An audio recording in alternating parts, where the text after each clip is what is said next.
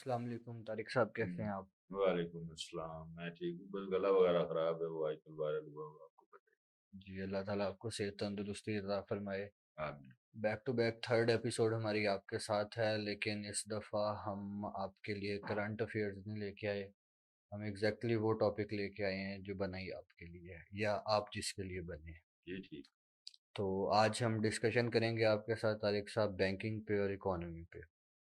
تو سب سے پہلے تو سٹارٹ میں یہیں سے کروں گا کہ آپ ہمارے پلیٹ فارم کے تھرو ایک عام آدمی کو سمجھائیں کہ بینک کیسے کام کرتا ہے۔ بینک کا سب سے بڑا کام یہ ہے کہ وہ لوگوں سے ڈپازٹ لیتا ہے، امانت کے طور پہ لیتا ہے، اس کی حفاظت کرتا ہے، پھر آگے لونز بھی دیتا ہے کاروباری لوگوں کو، مختلف سہولتیں فراہم کرتا ہے، جیسے امپورٹ ایکسپورٹ میں کاروباری لوگوں کی مدد کرتا ہے، چھوٹے کاروبار والے لوگوں کی مدد کرتا ہے، ان کو قرضے کی صورت میں دیتا ہے، اور معیشت میں اس کا رول جو ہے وہ بہت زیادہ ہے، اس لحاظ سے کہ بہت ساری حکومتیں ایسی ہیں جو بینک سے بھی بارو کرتی ہیں۔ حکومتیں دو طرح سے بارونگ کرتی ہیں، ایک ہوتی ہے انٹرنل بارونگ اور ایک ہوتی ہے ایکسٹرنل بارونگ۔ انٹرنل بارونگ جو ہے وہ ملکی بینکوں سے ہی لی جاتی ہے، اور ایکسٹرنل بارونگ جو ہے وہ بین الاقوامی مالیاتی اداروں یا بینکوں سے لی جاتی ہے۔ بہرحال بینک کا سب سے بڑا فنکشن یہ ہے کہ وہ لوگوں سے پیسہ لیتا ہے، ڈپازٹ اکٹھا کرتا ہے، اور آگے لون کر دیتا ہے، جس سے اکانومی کا پہیہ چلے۔ تو سر بینکس ہمارے پیسے کو صرف لونز میں ہی انویسٹ کرتے ہیں یا اور بھی جگہ ہیں جہاں پہ انویسٹ نہیں، ہوتا اور بھی جگہ ہے، آپ دیکھیں اسٹاک مارکیٹ میں بھی کرتے ہیں بینک، بانڈ بھی خریدتے ہیں، بانڈ ہیں، دوسرے یہ آپ کے جو پرائز بانڈ ہیں یہ بھی ان کے پاس پڑے ہوتے ہیں۔ کاروبار کے علاوہ ان کے اپنے پروجیکٹس بھی ہوتے ہیں، بینک مختلف پروجیکٹ فائنینسنگ بھی کرتے ہے؟ صحیح۔ تو سر پہلے تو ایک ہی قسم کی بینکنگ چل رہی تھی پاکستان میں، کنونشنل بینکنگ۔ ابھی ریسنٹ ایئرز میں بہت سے ایسے بینک ہیں جنہوں نے ٹوٹلی اپنے آپ کو شفٹ کیا اسلامک بینکنگ کی طرف۔ تو آپ یہ بتائیں گے کہ اسلامک بینکنگ میں اور کنونشنل بینکنگ میں کیا کیا ڈفرینسز ہیں؟ ہیں۔ جو اسٹیٹ بینک کا شریعہ بورڈ اور اسلامی نظریاتی کونسل ہے نا، وہ یوں اس کی تعریف کرتی ہے کہ ربا فری بینکنگ، ربا سود کو کہتے ہیں، اور کنونشنل بینکنگ، اب جو کنونشنل بینکنگ ہے وہ سود کے زمرے میں آتی ہے، ربا فری بینکنگ جو ہے وہ اسلامک بینک کرتی ہے۔ ربا فری بینکنگ وہ یوں کرتے ہیں کہ وہ ایسے کاروبار میں اپنا پیسہ بالکل انویسٹ نہیں کرتے جہاں سے انہیں خطرہ ہو کہ یہ حرام چینل ہے، مثلا شراب کشید کرنے کے کارخانے، اسی طرح پرائز بانڈز ہیں، اسٹاک مارکیٹ ہے، کوئی بھی ایسا کام جس میں آمدنی بغیر محنت کے حاصل ہو وہ نہیں کرتے، ایک بات۔ دوسری بات، اس سے پہلے یہ سمجھ لینا ضروری ہے کہ سود ہے کیا۔ سود کسی بھی قسم کا آپ کوئی قرض دیتے ہیں کسی بندے کو، اس پہ جو آپ اضافی کوئی سہولت مانگیں یا اضافی پیسہ مانگیں وہ سود کے نمبر میں آتا ہے، وہ کنڈیشنل ہو جاتا ہے۔ اب سود جو ہے وہ اللہ تعالیٰ نے اس کو اپنے اور نبی کے خلاف جنگ کرا دی، بالکل ایسے ہی۔ تو سود میں برکت بالکل ہی نہیں ہے، بلکہ وہ اللہ تعالیٰ کے خلاف جنگ ہے۔ اس لیے I am very happy to announce کہ ہمارے ملک میں اسلامک بینکنگ بڑی تیزی سے فروغ پا رہی ہے، اور لوگ چاہتے ہیں کہ ہم اسلامک بینکنگ کریں۔ سر کچھ بیسک ٹرمز ہیں جس میں آپ سے پوچھنا چاہوں گا۔ ایک تو آپ بتائیں کہ جی ڈی پی کیا ہوتا ہے، دوسرا آپ ہمیں یہ بتائیں کہ پر کیپیٹا انکم کس کو کہتے ہیں، ساتھ ہی ساتھ آپ ہمیں انڈیکسیشن کے بارے میں بتائیں جو ہم سنتے ہیں روزمرہ کہ آج اسٹاک مارکیٹ میں اتنے انڈیکس پوائنٹس کا اضافہ ہو گیا، یہ اتنے انڈیکس پوائنٹس یہ ڈاؤن چلی گئی ہے۔ یہ تین چیزیں ہیں جو ان کے بارے میں آپ سے لازمی پوچھنا چاہوں گا، کیونکہ یہ ایک جنرل نالج ہے جو بہت سے لوگوں کو نہیں پتہ۔ سب سے پہلے آپ نے پوچھا ہے G D P. G D P. G D P مخفف ہے گراس ڈومیسٹک پروڈکٹ کا۔ یہ دو چیزیں ہوتی ہیں، ایک جی این پی ہوتی ہے، ایک جی ڈی پی ہوتی ہے۔ جی ڈی پی کا مطلب ہے کہ آپ کے ملک میں جتنی بھی چیزیں پیدا ہوتی ہیں جن کی ویلیو ہے، جو قابل فروخت ہے، یہ نہیں کہ چیز پیدا ہوتی ہے تو وہ فروخت کے قابل ہی نہیں، اس کی کوئی قیمت ہی نہیں ہے، تو وہ بھی آپ جی ڈی پی میں شامل کر لیں۔ تو ٹوٹل جتنی چیزیں پیدا ہوتی ہیں وہ آپ کی جی ڈی پی کو ظاہر کرتی ہیں، وہ कमर्शियल भी सॉरी सनती भी हो सकती हैं, वो गैर सनती भी हो सकती हैं, गंदम चावल इस तरह फसलें जो भी चीज़ पैदा होती है वो जीडीपी में शामिल होती है। अब जीएनपी है, उसे कहते हैं ग्रास नेशनल प्रोडक्ट। दोनों में फर्क क्या है कि जीडीपी में आपके मुल्क के अंदर जो चीज पैदा होती है वो शामिल होगी। जीएनपी में ये है आपका कोई इन्वेस्टर बांग्लादेश में जाके फैक्ट्री लगा लेता है तो वहां पे वो पैसे अर्न करना शुरू कर देता है तो वो आपकी जीएनपी में शामिल होगी। सही। मतलब वो पाकिस्तान का नेशनल है, पाकिस्तान का शहरी है, काम वो बांग्लादेश में कर रहा है, वो जो उसकी इनकम है वो पाकिस्तान की इनकम तस्वर हो। सही। और per capita income? Per capita income जो है वो टोटल आबादी जो है आपकी जीडीपी को टोटल आबादी पे तकसीम कर दें तो पर कैपिटा इनकम आ जाती है, ये सालाना होती है। इस वक्त दुनिया में सबसे ज्यादा जो पर कैपिटा इनकम है वो जापान, स्विट्जरलैंड और इस तरह से जो ममालिक है उनकी है, वो थाउजेंड्स ऑफ डॉलर्स में। सही। सही हो गया। इसके बाद सर इंडेक्सेशन ऑफ इंडेक्सेशन ये होता है कि इन्फ्लेशन, ये स्टॉक मार्केट के हवाले से आप थोड़ा सा उसको ना फॉरवर्ड कर दें। इंडेक्सेशन का बुनियादी जो कॉन्सेप्ट है ना वो ये है तरक्की याफ्ता ममालिक में कि जिस शरह से आपकी महंगाई बढ़ रही है आपने लोगों की आमदनियों में उसी शरह से इजाफा कर, उनकी तनख्वाहों में इजाफा कर, ताकि महंगाई का असर उन पर ना पड़े, उनका जो लिविंग स्टैंडर्ड है वो डाउन ना हो। बरतानिया में ऐसे ही होता है कि जब इंडेक्स वो करते हैं महंगाई बढ़ती है तो उनको रिलीफ दे देते हैं इंडेक्स। सही। इसके बाद सर मैं आपसे ये पूछना चाहूँगा कि किसी भी मुल्क की जो इकोनॉमी है वो किस तरह से चलती है? इकोनॉमी एक बड़ा कॉम्प्लेक्स सब्जेक्ट है, ये कोई एक किसी चीज़ का नाम नहीं है कि जी इकोनॉमी ये एक महकमा है, एक इदारा है या ऐसी कोई चीज़ है। तो पाकिस्तान में या किसी मुल्क में जितने भी इदारे हैं, जितना भी काम हो रहा है वो इकोनॉमी के ज़मरे में आता है। आपकी सनतें भी इकोनॉमी के ज़मरे में आती हैं, आपकी ज़राअत भी इकोनॉमी के ज़मरे में आती है, आपके मुलाजमीन भी इकोनॉमी के ज़मरे में आते हैं। इकोनॉमी को उर्दू में मईशत कहते हैं। मईशत मतलब ये है कि आप क्या पैदा करते हैं, उसकी वैल्यू क्या है, आप बेचते क्या हैं, आप खाते क्या हैं, आप पीते क्या हैं, आपका लाइफ स्टैंडर्ड क्या है, आपकी चीज़ों का म्यार क्या है, आपके पास टेक्नोलॉजी क्या है, वो टेक्नोलॉजी दुनिया में एक्सेप्टेबल है या नहीं है, अगर है तो कितनी महंगी है, क्या आम आदमी की पहुंच में है। जैसे कैसियो का कैलकुलेटर है, जापानीज अगर मैन्युफैक्चर्ड है तो वो आप देख लेंगे 16,000 रुपए का साइंटिफिक कैलकुलेटर, लेकिन वही कैलकुलेटर अगर चाइना का ले वो 1600 रुपये में मिल जाता है। टेक्नोलॉजी तकरीबन सेम है, कॉस्ट ऑफ प्रोडक्शन का फर्क है, चाइना में लेबर सस्ती है, वहाँ पे लेबर महंगी। तो इकोनॉमी किसी एक चीज़ का नाम नहीं, इकोनॉमी को चलाने के लिए आपको इकोनॉमिस्ट की ज़रूरत है, आपको पॉलिसीज ऐसी बनानी पड़ती हैं कि आपकी करेंसी भी स्ट्रांग हो।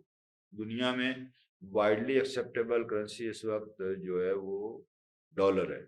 उसकी वजह क्या है, अमेरिका टेक्नोलॉजी बहुत अच्छी है, उनकी एक्सपोर्ट्स बहुत ज़्यादा है, इम्पोर्ट है ही नहीं। असला आप खरीदते हैं अमेरिका से, उसको रुपए नहीं दे सकते आप, उससे आप क्या है, रुपयों को वो क्या करेगा, कुछ भी नहीं करेगा। या तो वो आपसे कुछ चीज़ खरीदेगा, गंदम खरीदेगा, गंदम भी नहीं खरीदेगा, गंदम वहाँ पे बहुत ज़्यादा पैदा होती है। लेकिन अगर आप उसको रुपए पे करते हैं तो वो रुपए कहाँ इस्तेमाल करेगा, कहीं नहीं, तो वो आपसे डॉलर मांगेगा। डॉलर आपके पास अगर आते हैं तो आप समझें कि आपकी इकोनॉमी बहुत मजबूत है। वजह क्या कि दुनिया में डॉलर इस वक्त वाइडली एक्सेप्टेबल करेंसी है, तो ये इकोनॉमी को एक इंडिकेटर के तौर पे इकोनॉमी को जाहिर करता है। सही।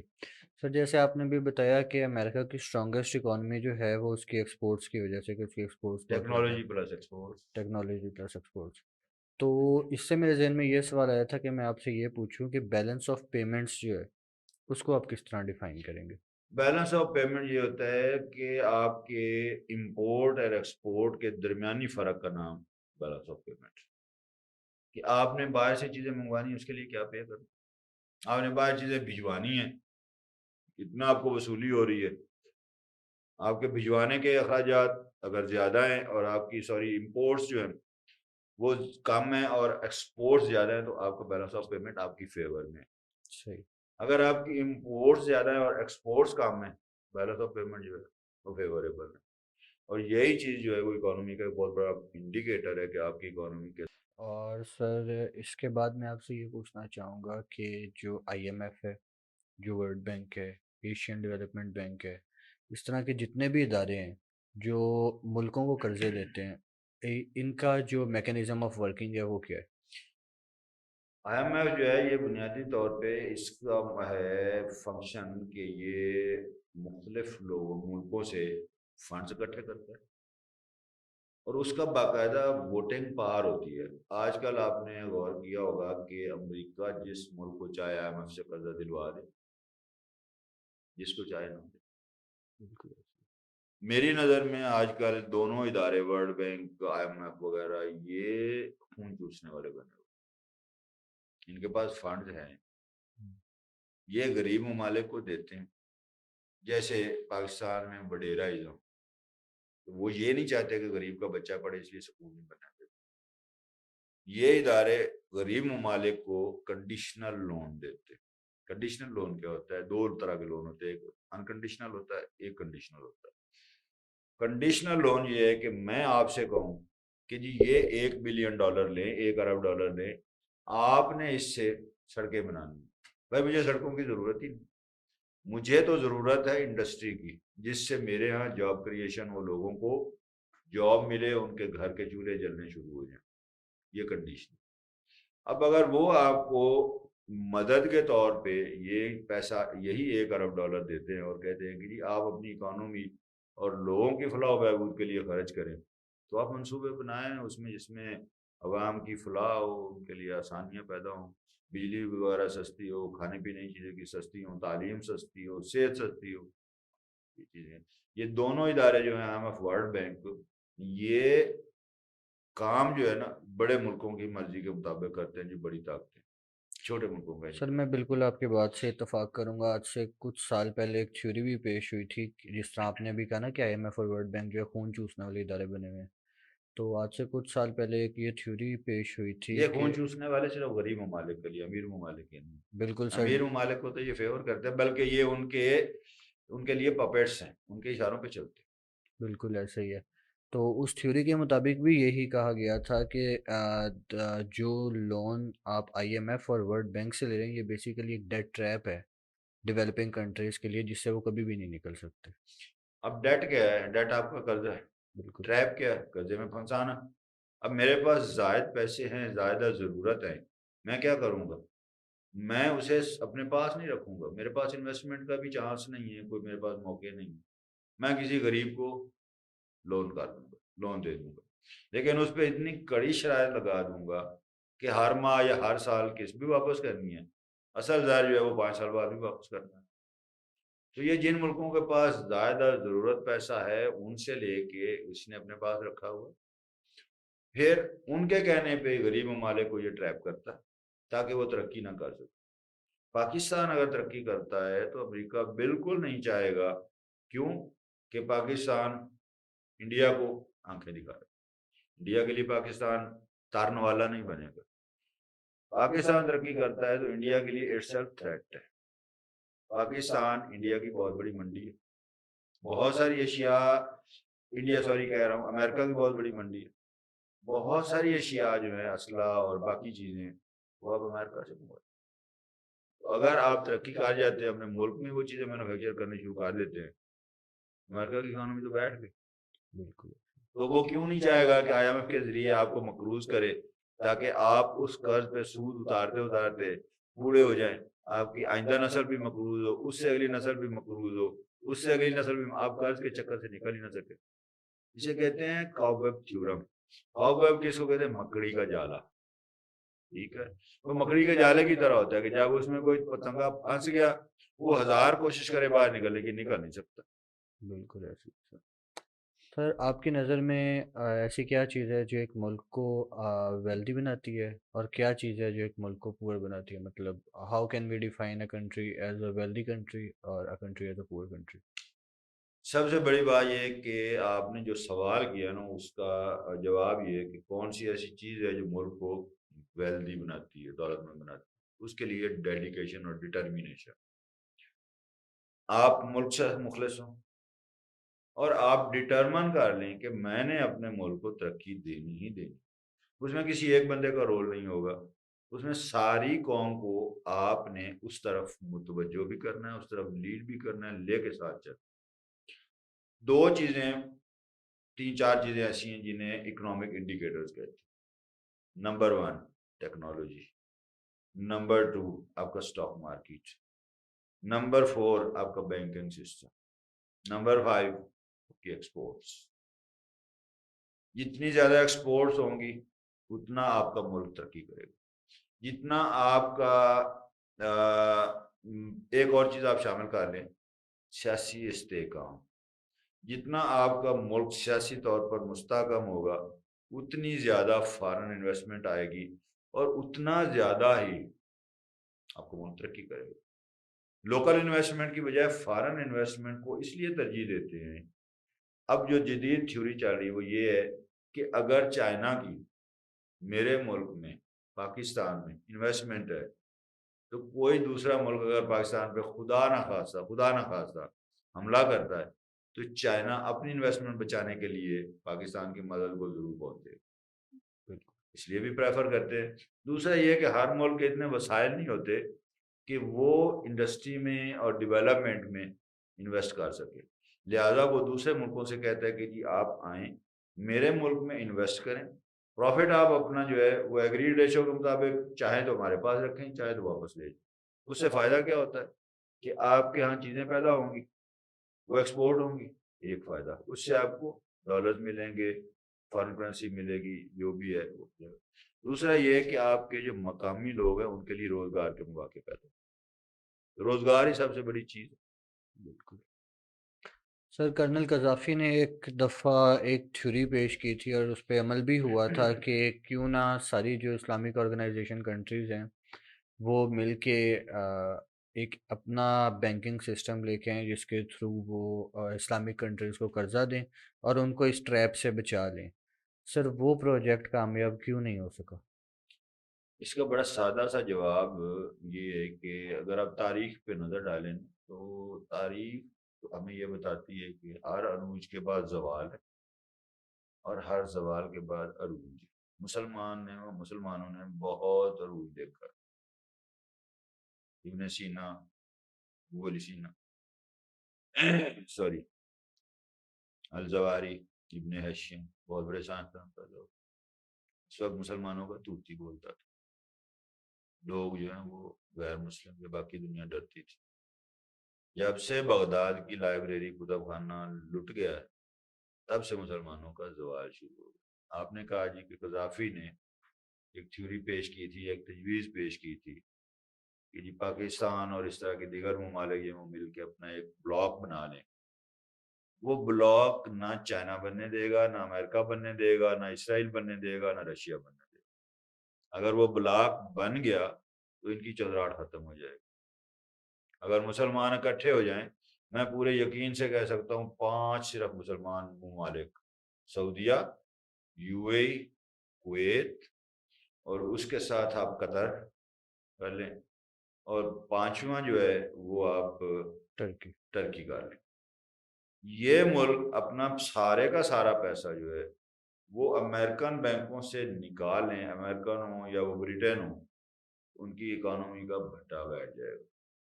وہ ہم سے امداد مانگیں گے لیکن ہماری بدقسمتی یہ ہے کہ ہم اپنے ملک میں پیسہ ارن کر کے ان کو دیتے ہیں کہ جی آپ اس سے فائدہ اٹھائیں، ہم خود فائدہ نہیں اٹھاتے. نہ وہ مسلمان ممالک کے بینکوں میں رکھتے ہیں. مسلمانوں کو ہمیشہ ان کی اپنوں ہی کی سازشوں نے مارا، دوسروں کی سازشوں نہیں مارا. دوسروں کو تو ہم ان کو پالتے ہیں کہ جی آپ یہ ہمارا پیسہ لیں، اسے استعمال کریں، اس سے ترقی کریں اور بس آپ ہمیں تھپکی دے دیں. جب کبھی ہماری حکومت کو خطرہ ہو آپ ہماری مدد کو آ جائیے گا. وہ مدد کو آتے ہیں، ضرور آتے ہیں، لیکن وہ پیسے بھی لیتے ہیں، فری میں مدد نہیں کرتے. وہ TADA بھی لیتے ہیں. اگر امریکی فوجی کی وہاں پہ پاکٹ منی $5 ہے تو سعودی عرب کی مدد کو جب وہ آئے گا تو وہ 500 یا کم از کم $400 پر ڈے لے گا پاکٹ منی. پھر حکومت کو فائدہ علیحدہ ہوگا، پرسنلی فائدہ اس کو علیحدہ ہو رہا ہے، حکومت کو فائدہ علیحدہ ہوگا. یہ جو ترقی یافتہ ممالک ہیں اس کو کینیڈا بھی شامل کر لیں، اس میں برطانیہ کو بھی شامل کر لیں، اس میں اسرائیل کو بھی شامل کر لیں، فرانس کو بھی شامل کر لیں، اسپین کو بھی شامل کر لیں. وہ کبھی بھی نہیں چاہیں گے کہ ایک علیحدہ مسلم بلاک بنے. اگر مسلم بلاک بن گیا وہ مر گیا، ختم ہو جائے۔ سر میرا ایک بڑا معصومانہ سا سوال ہے جی آپ سے بتائیں۔ کہ ہمارے ملک میں روپیہ جو ہے وہ ہماری گورنمنٹ کی سپروین کے انڈر چھپتا ہے، اس کی پرنٹنگ ہوتی ہے، تو ہم ایسا کیوں نہیں کرتے کہ اپنی مرضی سے جتنا مرضی پیسہ چھاپ لیں اور ملک کی غربت ختم کر دیں؟ روپیہ چھاپنے سے غربت ختم نہیں ہوتی۔ میں آپ کو ایک مزے کی بات بتاتا ہوں، چھوٹی سی مثال دیتا ہوں، اسے انفلیشن کہتے ہیں۔ آپ اگر پیسے چھاپنا شروع کر دیں گے نا اور وہ مارکیٹ میں پھینکنا شروع کر دیں گے، اس سے کیا ہوگا؟ میری آمدنی بڑھ جائے گی۔ میں اگر اب 10,000 کماتا ہوں اور روزانہ میری پاکٹ میں 200 روپے ہوتا ہے یا 500 ہوتا ہے، میں سیب لینے جاؤں گا، سیب والا کہے گا جی 200 روپے کلو، میں کہوں گا یار تھوڑے سے کم کر لو، یہ مہنگے دے رہے، وہ کام کر کے مجھے 175 روپے دے گا، میں اور اس سے بارگیننگ کروں گا، کیا ہوگا؟ 150 دے گا، 150 میں خرید لوں گا۔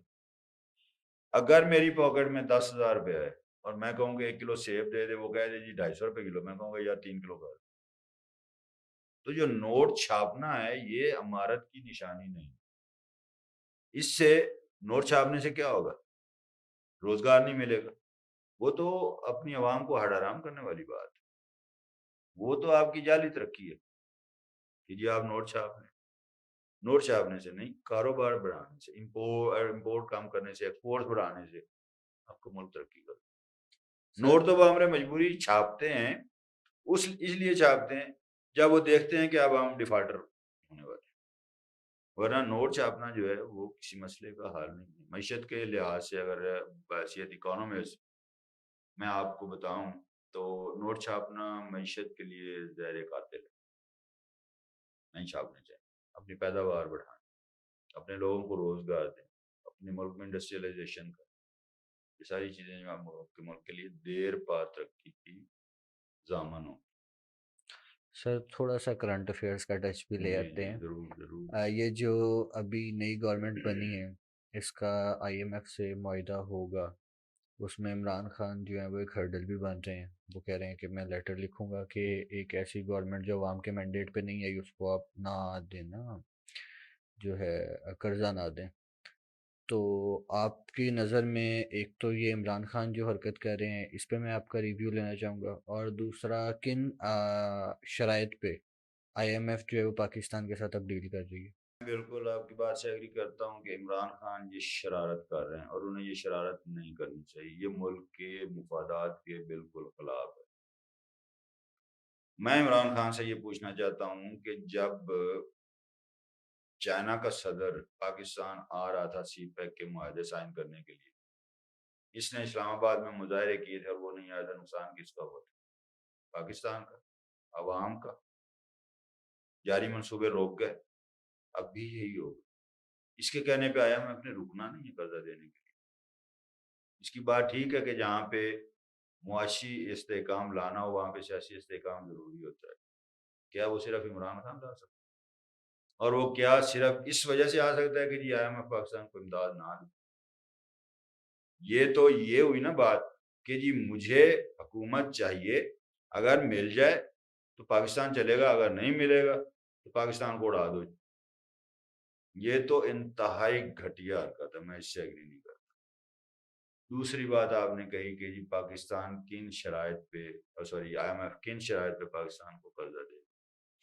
آئی ایم ایف آپ کے شاید نالج میں ہو کہ جب پچھلا ان کا ریویو ہو رہا تھا تب انہوں نے یہ بات آئی ایم ایف سے کی تھی کہ ہمارے چونکہ قدرتی آفات زیادہ آتی ہیں، سیلاب بہت زیادہ آتے ہیں، بارشیں ہوئی ہیں ان کی وجہ سے نقصانات ہوئے ہیں، لہٰذا ہمارا اگلا پروگرام جو ہے وہ 6 ارب ڈالر کی بجائے 8 ارب ڈالر کا ہوگا۔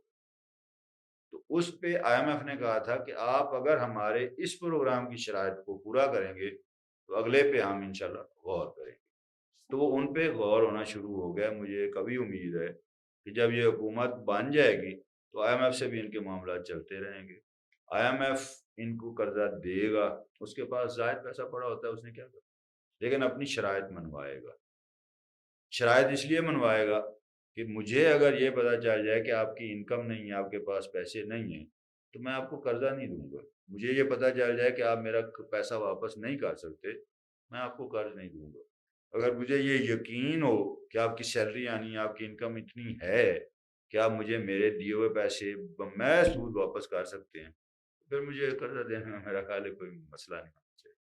صحیح سر، سکسٹیز کی دہائی میں غالباً 1963 میں پاکستان نے ویسٹ جرمنی کو قرضہ دیا تھا، تب ہمارے پاس ایسا کیا تھا کہ ہم جرمنی کو قرضہ دے دیں؟ تب ہمارا بیلنس آف پیمنٹ جو تھا نا وہ ٹھیک تھا، ہماری ایکسپورٹ زیادہ تھی، شاید چائنا اور کوریا کی جنگ لگی ہوئی تھی جس کی وجہ سے ہماری ایکسپورٹس جو ہیں اس میں زرعی پیداوار سے لے کے اسلحہ تک یہ باہر جا رہا تھا، اس کے بدلے میں ہمیں ڈالرز مل رہے تھے، اس کے بدلے میں ہمارے پاس فارن ریزرو جو ہیں وہ ہمارے بڑھ رہے تھے، اس لیے ہم ایسی پوزیشن میں تھے وہ جو زائدہ ضرورت ہمارے پاس پیسہ ہے وہ کسی کو ہم بطور قرض دے دیں۔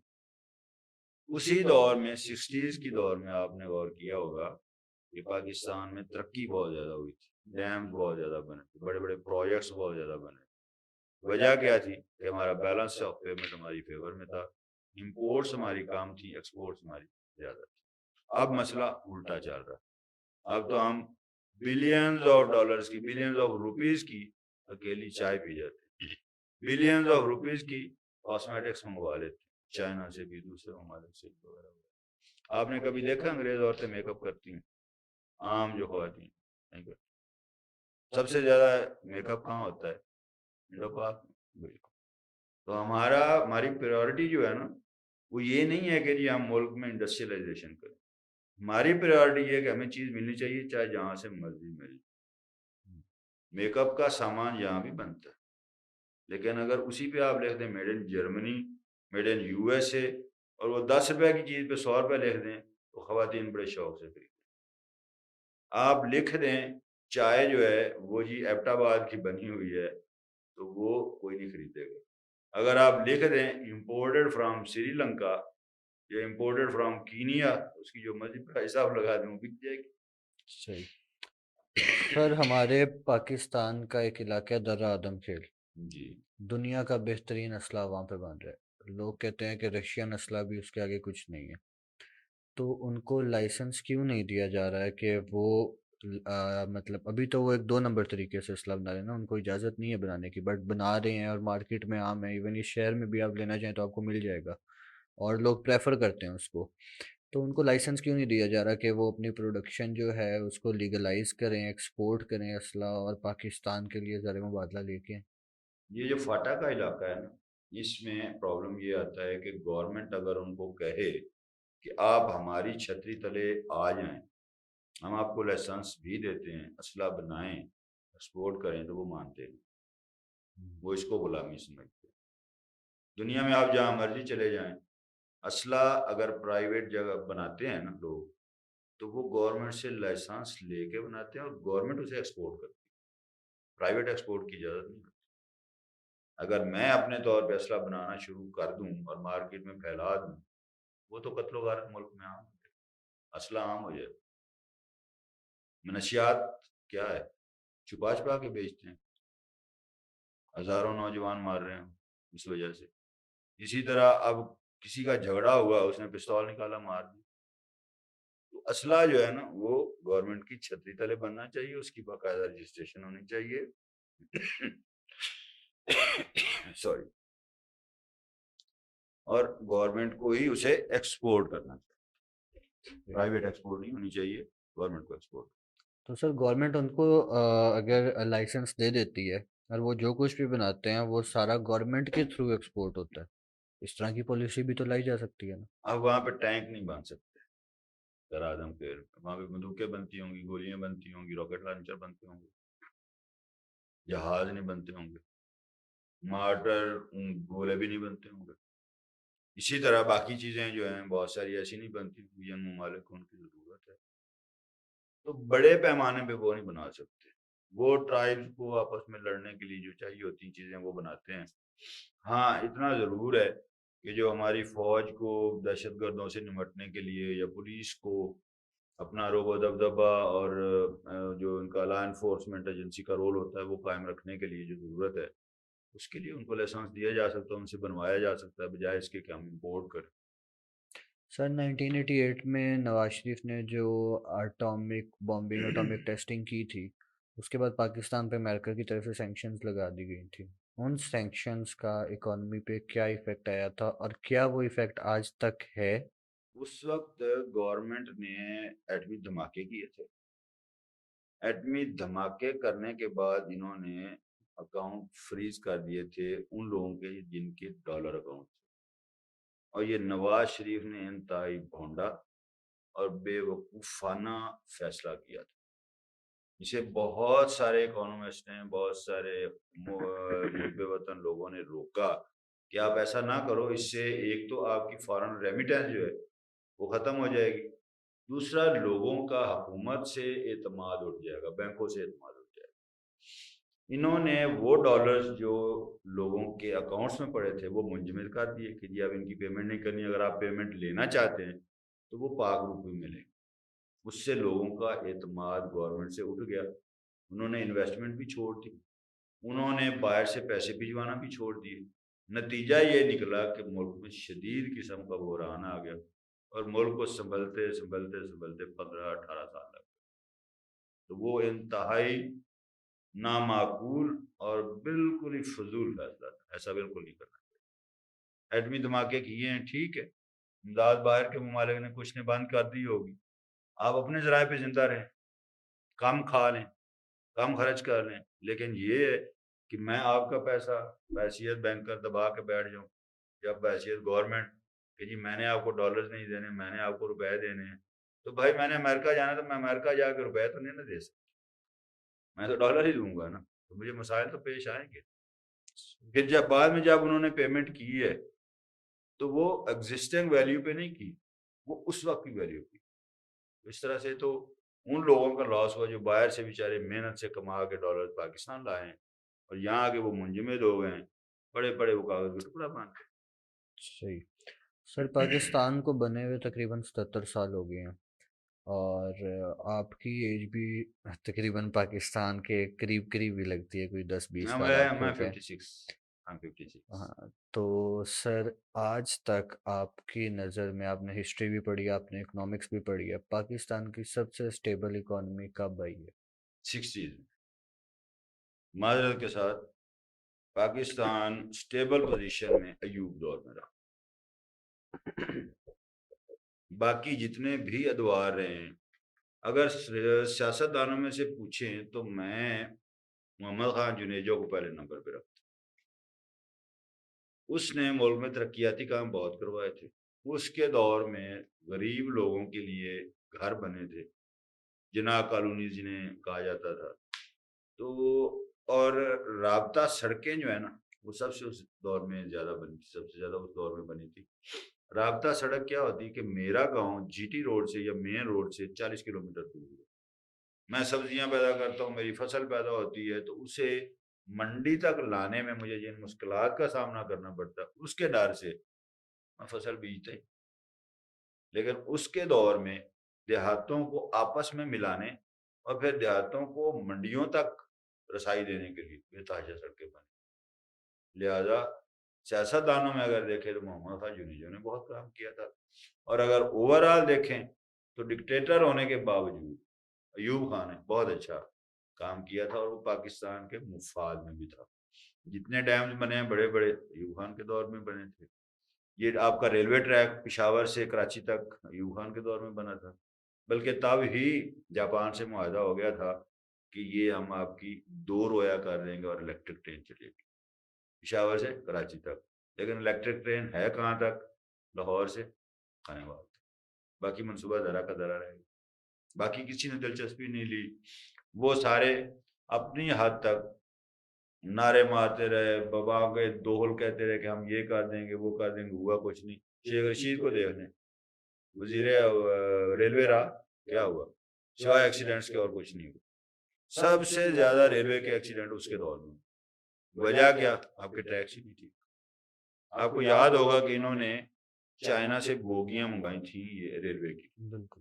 تو وہ بوگیاں ایسی تھیں جو ریلوے اسٹیشن جہاں پہ ہے آپ کا وہاں کھڑی نہیں ہو سکتی تھی، کیونکہ ان کے پائیدان جو تھے وہ ٹکرا جاتے تھے ساتھ، تو ان کو واپس بھجوانی پڑی، پھر ان کو مطلب ڈیزائن چینج کر کے واپس لانا.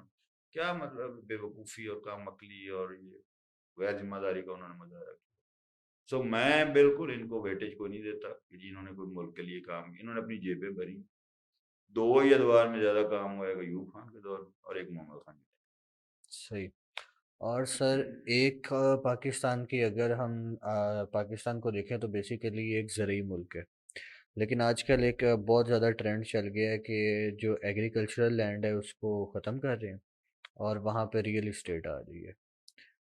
اس سارے کو ریزیڈینشیل کالونیز میں اور کمرشل کالونیز میں اس کو کنورٹ کیا جا رہا ہے. تو اس پہ میں آپ سے آپ کی اسٹیٹمنٹ لینا چاہوں گا، ان دونوں پہ آپ کمپیریزن کریں کہ ملک کو کس چیز کا فائدہ ہے، ایگریکلچر کا یا ریئل اسٹیٹ کا، عام عوام کو، اور اس سے مطلب ہماری امیج میں کیسے، ہماری امیج پہ کیا ایفیکٹ ہوتا ہے اس کا.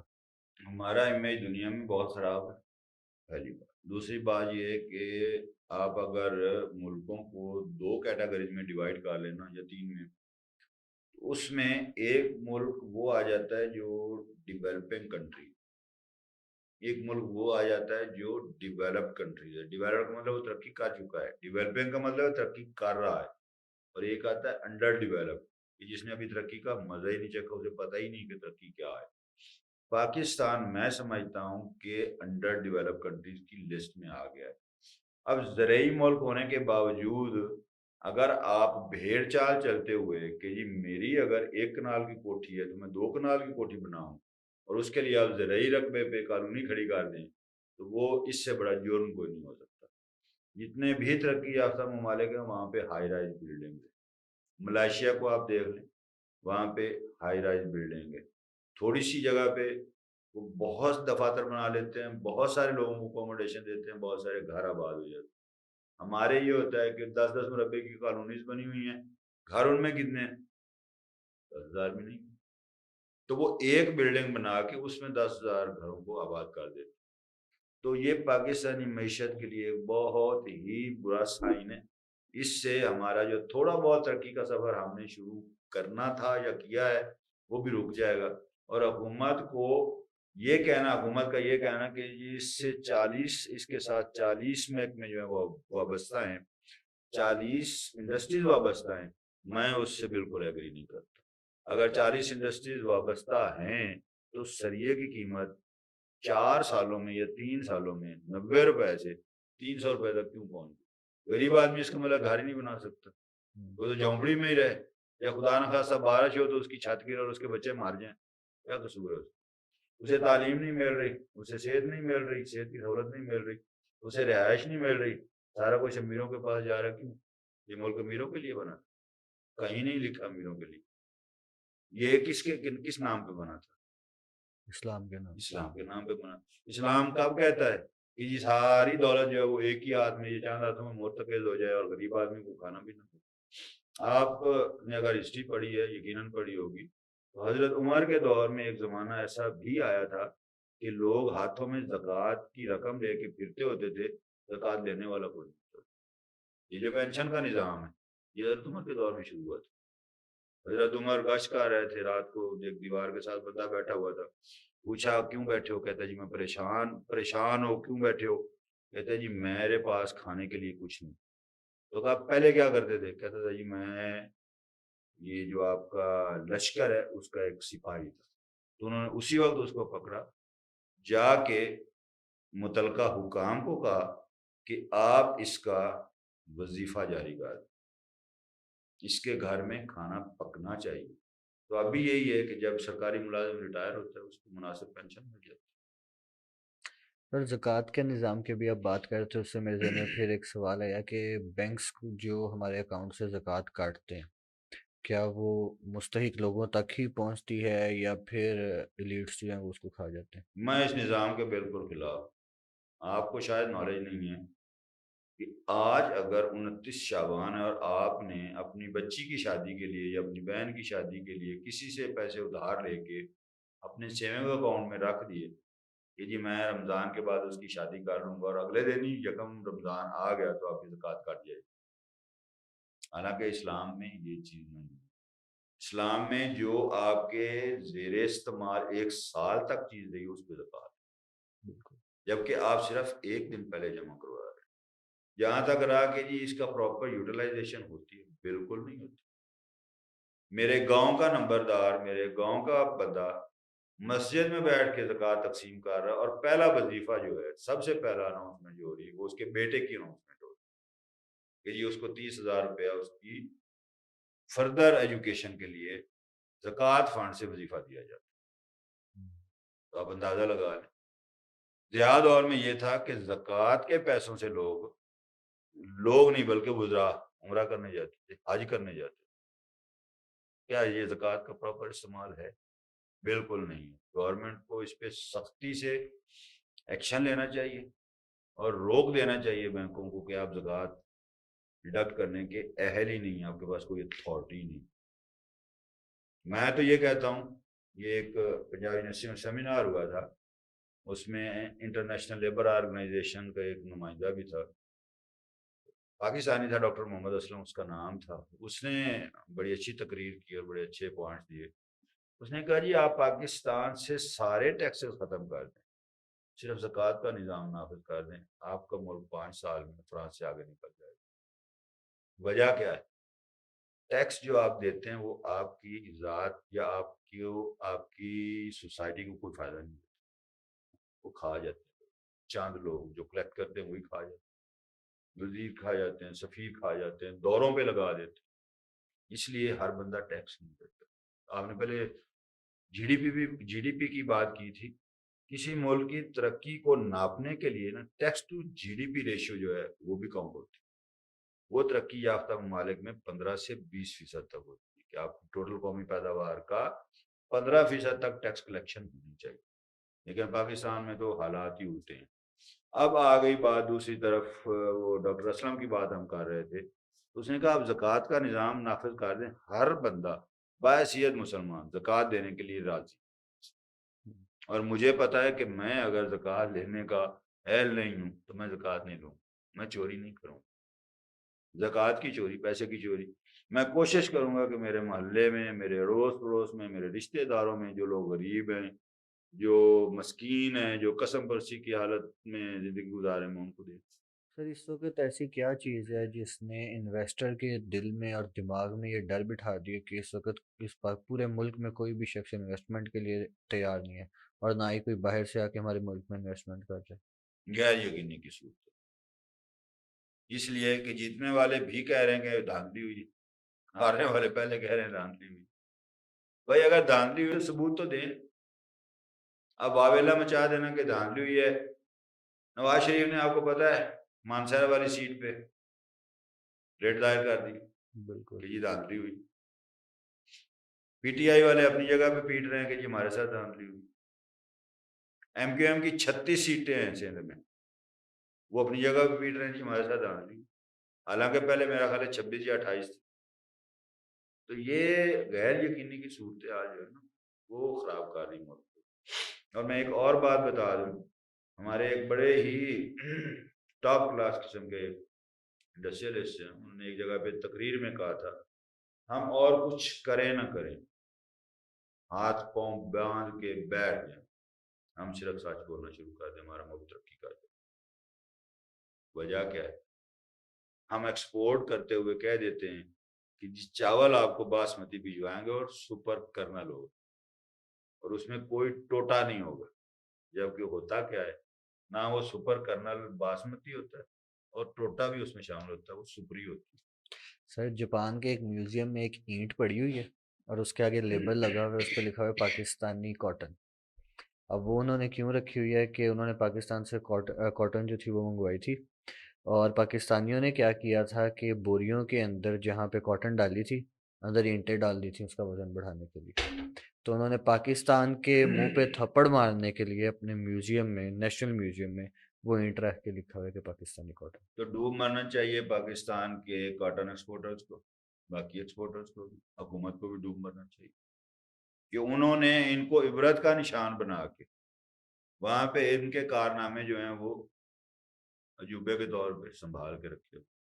آپ ایک کاٹن کی بات کرتے ہیں، یہاں پہ شرٹس ایکسپورٹس ہوتی ہیں ان میں بھی اگر اوپر لکھا ہوا ہے کہ جی 16 نمبر کالر ہے، 16 انچ کا کالر ہے، تو وہ 12 انچ کا نکلے گا، 14 انچ کا نکلے گا۔ اس میں بھی انہوں نے حرام زدگی کرنی ہی کرنی ہوتی۔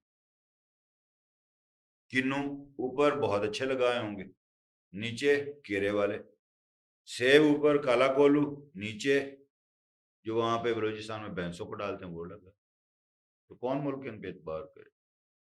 پاکستانی ایسی قوم ہے جو یہاں سے گداگر بھرتی کر کے، جیب کترے بھرتی کر کے حرمین شریفین میں بھجوا رہی ہے کہ جاؤ وہاں پہ لوگوں کی جیبیں کاٹو، آدھے پیسے آپ کے، آدھے پیسے ہمارے۔ لعنت ہے ایسے ان پروموٹرز پہ اور ان لوگوں پہ جو ایسی قوم تیار کر رہے ہیں۔ یہ ایک کیس نہیں ہے، یہ لاتعداد کیسز۔ ابھی کچھ عرصہ پہلے، مجھے بات نہیں کہنی چاہیے، یہاں سے ثقافتی طائفے جاتے تھے وہاں پہ دبئی کے لیے، عورتیں جو ہیں خوبصورت عورتیں، بچیاں، ان کو ریکروٹ کر کے وہاں پہ بھجوایا جاتا تھا اور ان کی کمائی کھائی جاتی۔ اب انہوں نے کچھ غیرت کھائی ہے، یہ ہٹ گئے، اب انڈیا شروع ہو، تو ان کے کارنامے ان کے اپنے سامنے۔ میں نے کہا نا کہ وہ صنعت کار نے یہ کہا تھا کہ آپ صرف سچ بولنا شروع کر دیں، سچ بولنا شروع کر اور کچھ نہ کریں، آپ کو ملک ترقی کر جائے گا۔ آپ یہ عہد کر لیں کہ میں نے آپ سے جو وعدہ کیا وہ پورا کر۔ میں نے اگر کہا کہ آپ کو سپر چاول بھجواؤں گا تو سپر بھجواؤں، اگر میں نے کہا کہ میں ایری 9 بھجواؤں گا تو ایری 9 ہی بھجواؤں، وہ بھی بیسٹ کوالٹی کی۔ اگر میں نے 64 آم کہا تو میں 64 بھجواؤں، میں لنگڑا نہ بھجواؤں، میں سلیٹی نہ بھجواؤں۔ سچ بولنے والی، باقی اقوام سچ بولتی ہیں وہ ترقی کر گئی، ہم جھوٹ بولتے ہیں، ہمارا ریورس گیئر لگا ہوا اور پتہ نہیں کہاں تک جانا ہے، ہم کچھ پتہ نہیں۔ اور سر جو پاکستان میں اننیسیسری ٹیکس لگائے جا رہے ہیں، سب سے زیادہ تو آٹو موبائل پہ لگائے جا رہے ہیں، اس کے بارے میں آپ کیا کہیں گے؟ آٹو موبائل انڈسٹری جو ہے اس کو بوسٹ اپ کرنے میں بینکس کا بڑا ہاتھ ہے، اور قیمتیں بڑھانے میں بھی بینک کا بڑا ہاتھ ہے، بینکس کا۔ انہوں نے آؤ دیکھا نہ تاؤ دیکھا، ہر بندے کو گاڑی لیز کر دی صرف اپنی انکم بڑھانے کے لیے کہ ہماری انکم بڑھ جائے۔ اب میں ہوں، گاڑی میری ضرورت نہیں، یہاں پہ پبلک ٹرانسپورٹ اگر چل رہی ہے، وقت پہ گاڑی آئے گورنمنٹ کی، مجھے بٹھائے لے جائے، میں راضی ہوں۔ مجھے کیا ضرورت ہے بار بار بریکس لگانے کی، پیٹرول خرچ کرنے کی، ٹینشن لینے کی، گاڑی کو ورک شاپ لے جانے کی؟ لیکن یہاں پہ نظام الٹا ہی ہے۔ انہوں نے کار مینوفیکچرر سے پیسے لیے، گورنمنٹ کے جو اہلکار انہوں نے ستم بالا ہے۔ ستم یہ ہے کہ بینکس نے او دیکھا نہ تاؤ دیکھا، ہر موچی مسلح نائی جو بھی گیا ہے ان کے پاس، ان کو انہوں نے گاڑی لیز کر دی۔ اس کا نتیجہ یہ نکلا کہ انہوں نے ٹیکسیاں چلانی شروع کر دی، رینٹے کار چلانی شروع کر دی۔ جب وہ گاڑی ختم ہو گئی تب لا کے کھڑی کر دی گھر، بینک نے اسے ریپوزیس کر لیا، جو 20 لاکھ کی گاڑی تھی وہ 3 لاکھ میں بیچ کے باقی کا مقدمہ کر دیا۔ عدالتوں میں مقدموں کے جو فیصلے ہوتے ہیں وہ آپ ہی کو پتہ ہے۔ یہ ایک بینک کا میں نام نہیں لینا چاہتا، وہ ڈیفالٹ کے قریب پہنچ گیا تھا محض کریڈٹ کارڈ اور گاڑی، یہ جو لیز فائنانس ہے اس کی وجہ سے، کنزیومر فائنانس سے کہتے ہیں، گاڑیاں لیز کرنے کی وجہ سے سارے لوگ اس کے ڈوب گئے۔ تو یہ انتہائی غلط فیصلہ ہے۔ پھر ہماری سڑکیں ان کے اتنا بوجھ برداشت نہیں کر سکتی۔ آپ لاہور جائیں، آپ بڑے شہروں میں جائیں، آپ کو ایک اشارہ کراس کرنے کے لیے 3 دفعہ رکنا پڑتا ہے۔ تو یہ مس مینجمنٹ، اتنی گاڑیاں آپ کو امریکہ میں نہیں ملیں گی جتنی لاہور میں اور کراچی میں اور اسلام آباد میں، ہر بندہ گاڑی لیے پھر۔ سر ایک کانسپائریسی تھیوری ہے، وہ اس کے مطابق یہ بات بھی سننے میں آئی تھی کہ پاکستان میں جو ٹھیکیدار سڑکیں بناتے ہیں نا، ان کو آٹو موبائل مینوفیکچرر جو بیٹھا ہے پاکستان میں، وہ یہ کہتا ہے کہ سڑکیں ایسی بنانا ہے کہ بہت جلدی ٹوٹ جائیں، تاکہ جو گاڑیاں ان پہ چل رہی ہیں وہ خراب ہوں، اور پھر جو ان کے سپیئر پارٹس ہیں ہماری، وہی جو سپیئر پارٹس کی مارکیٹ ہے وہ اس سے بوم اپ ہو۔ یہ کانسپائریسی تھیوری نہیں، میں نے اپنے مطلب ہوش و حواس میں رہ کے یہ خبر ٹی وی پہ سنی تھی ایک تبصرے میں کہ ضیاء دور میں حسنین کنسٹرکشن کمپنی والوں نے ضیاء سے کہا تھا کہ لاہور سے ملتان تک جو بن رہی ہے یہ جی ٹی روڈ، یہ ہم اپنی مرضی سے بناتے ہیں، اس میں آپ کمیشن مافیا کو دور رکھیں، 100 سال کی ہم آپ کو وارنٹی دیتے ہیں۔ کہ 100 سال تک اگر خراب ہو گئی ہم اس کے پیسے بھی دیں گے, آپ ہماری کمپنی کو بلیک لسٹ کر دیں اور جو چاہیں ہم سے ہرجانہ لیں. ضیاء نے اپنے سیکریٹری کو بلایا, مواصلات کے سیکریٹری کو, کہ یہ مسئلہ ہے. اس نے کہا جی میں آپ کو بتاؤں گا کبھی. تھوڑے ہی عرصے بعد جو سیکریٹری تجارت تھا اس نے کہا بھائی بات یہ ہے کہ اگر سڑکیں اچھی بن گئی تو جو سوزوکی مہران ہے وہ بھی 20 سال ان سڑکوں پہ چلے گی.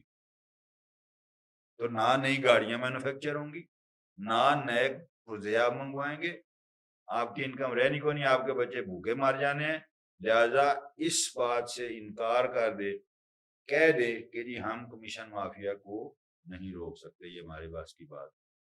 تو آپ دیکھ لیں حال کیا ہے. اب لاہور سے ملتان جاتے ہوئے 7 ٹول پلازے آپ کو وہاں پہ پیسے دینے پڑتے ہیں. وہ پیسہ کس کو جا رہا ہے؟ وہ حکومتی محکمے کو جا رہا ہے. اس میں سے سڑکوں کی بحالی پہ کتنے لگ رہے ہیں اللہ بہتر جانتا ہے. میں حیران اس بات پہ ہوں کہ آپ لاہور سے ملتان تک سفر کریں, جگہ جگہ سے سڑک ٹوٹی نظر آپ کو آئے گی. اتنے سالوں میں اس کی ریپیئر اور مینٹیننس نہیں ہو رہی. لیکن چائنا نے جو سی پیک منصوبے شروع کیے ہیں وہ راتوں رات ہی مکمل ہو رہے ہیں, راتوں رات موٹر ویز بن رہی. جیسے یہ کانسپائریسی تھیوری نہیں, یہ ایکچولی ہو چکا ہے. یہاں پہ جو ہمارے سیکریٹریز حضرات ہیں محکموں کے, وہ جب سی ایس ایس کر کے آتے ہیں تو ان کا پہلا مطمع نظر یہی ہوتا ہے کہ ہم نے اس ملک کو لوٹنا ہے, ہم نے اس ملک کو کھانا ہے, اس کی جڑیں کھوکھلی کرنی ہے اور غریب کو آگے آنے ہی نہیں دینا. ایک بات اور بتا دوں, فوج کے ساتھ, بیوروکریسی کے ساتھ, سیاستدانوں کے ساتھ اور جتنے جاگیردار ہیں ان کے ساتھ ان کی آپس میں کوئی لڑائی نہیں. انہوں نے ایک دوسرے سے رشتے داریاں کی ہوئی. وجہ کیا؟ ایک دوسرے کے مفادات کو تقویت دینے کے لیے, ان کا تحفظ کرنے کے لیے. تو جب تک یہ کارٹل ختم نہیں ہوتا نا, ان کا آپس میں اتفاق اور اتحاد ختم نہیں ہوتا, تب تک پاکستان ترقی نہیں کر سکتا. صحیح. اور سر یہ جو پاکستان میں ٹیکس چور ہیں, ان کو کوئی آپ نصیحت کرنا چاہیں, کوئی ان کو آپ دعا دینا چاہیں کچھ؟ میں دعا نہیں دے سکتا, میں نصیحت ضرور کر سکتا ہوں. جو ٹیکس چور ہیں وہ بھی کافی حد تک ٹھیک ہیں, اس لیے کہ میں اپنی سیلری سے 32,000 روپیہ ماہانہ ٹیکس دیتا ہوں اور مجھے گورنمنٹ کی طرف سے 32 روپے کا بھی فائدہ ہے. میں پچھلے دنوں بیمار ہوا, ہاسپٹل گیا, مجھے دوائی نہیں ملی. ینگ ڈاکٹرز جن کو پتہ ہی نہیں تھا کہ بی پی کیسے چیک کرنا ہے, وہ میرا بی پی چیک کر. نرس جو ہے وہ سوئی ہوئی تھی, تو ان کو تنخواہیں کہاں سے دے رہے ہیں؟ میرے ٹیکس سے دے رہے ہیں. سیکریٹریز کو تنخواہیں کہاں سے دے رہے ہیں؟ میرے ٹیکس سے دے رہے ہیں. سڑکیں کہاں سے بنی ہیں؟ میرے ٹیکس سے بنی, لیکن ان کی مرمت. آپ میرے شہر کا حال دیکھ لیں, گلہ منڈی سے برا حال ہوا پڑا, سب سڑکیں ٹوٹی, گٹر باندھ ہیں, بارش کا پانی سڑکوں پہ 3 فٹ کھڑا ہو جاتا ہے. میں ٹیکس کیوں دوں؟ صرف اس لیے کہ سیکٹری کو پالنے کے لیے, وزراء کو پالنے کے لیے, سینیٹرز کو پالنے کے لیے. سوری, میں نہیں دوں گا. یہی عام آدمی کی سوچ ہے. وہ کہتا ہے میں ٹیکس دینے کے لیے تیار ہوں, لیکن مجھے کوئی گارنٹی کرے کہ میرے ٹیکس کی پراپر یوٹیلائزیشن ہوگی. اس کے باوجود میں ان سے ریکویسٹ کر سکتا ہوں کہ غریب آدمی کو جو تھوڑا بہت فائدہ مل رہا ہے اس کے لیے ٹیکس دیں. اس وقت پاکستان میں صرف تنخواہ دار طبقہ جو ہے وہ صحیح ٹیکس دے رہا ہے, اس لیے کہ ان کی سیلری دینے سے پہلے امپلائر جو ہے وہ اس کی تنخواہ سے ٹیکس کاٹ کے بقایا رقم اس کے اکاؤنٹ میں بھجوا. اور سر یہ امپلائر وہ ٹیکس آگے گورنمنٹ کو پے کر رہے ہیں؟ جی بالکل کرتے ہیں. صحیح. سر بہت شکریہ, بہت اچھی ڈسکشن رہی آپ کے تھینک ساتھ یو مل ویری کے. مچ, بہت مہربانی. ڈھیروں دعائیں آپ کے لیے اور اس Thank قوم کے لیے, اس ملک کے لیے. میری طرف سے بھی بہت ساری دعائیں. اللہ تعالیٰ پاکستان کو اپنے حفظ و امان میں رکھے, آپ لوگوں کو اپنے حفظ و امان میں رکھے. آپ لوگ ہمارا مستقبل ہیں, ینگ جنریشن ہے. اپنی تعلیم, اپنی صحت پہ توجہ دیجیے گا. اللہ حافظ. اللہ حافظ.